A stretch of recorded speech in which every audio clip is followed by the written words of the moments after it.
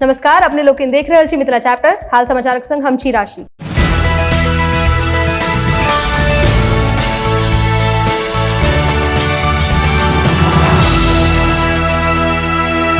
भोजपुर जिला निवासी 1994 बैचक senior IPS officer Vinod Kumar Singh के केंद्रीय गृह मंत्रालय द्वारा सीआरपीएफक नयका एडीजी नियुक्त कयल गेल अछि।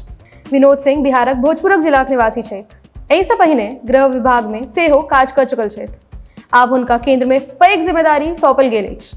हुनकर पैतृक गाम में एहि समाजसँ खुशीक लहर पसरल अछि। एहिसँ पहले विनोद कुमार यूपी में एडीजी सिक्योरिटी कमाल संभालि रहल छलाह। विनोद कुमार सिंह मूल रूप से बरहरा प्रखंडक लोहार फरना गामक निवासी छथि आ यूपी कैडर के अधिकारी छथि। जनतब ई हो जे विनोद कुमार यूपी कतेक बड़का जिला में बतौर एसपी काज कऽ चुकल छथि। एकर अतिरिक्त पूर्व में तत्कालीन गृह मंत्री संग सेहो श्री कुमार ओएसडी छलनि। विनोद कुमार सिंहक पारिवारिक पृष्ठभूमि के गप करी तऽ ओ 3 भाई में सबसँ छोट छथि। हुनकर पिता किशुन सिंह विद्युत विभाग में निदेशक पद पर छलखिन।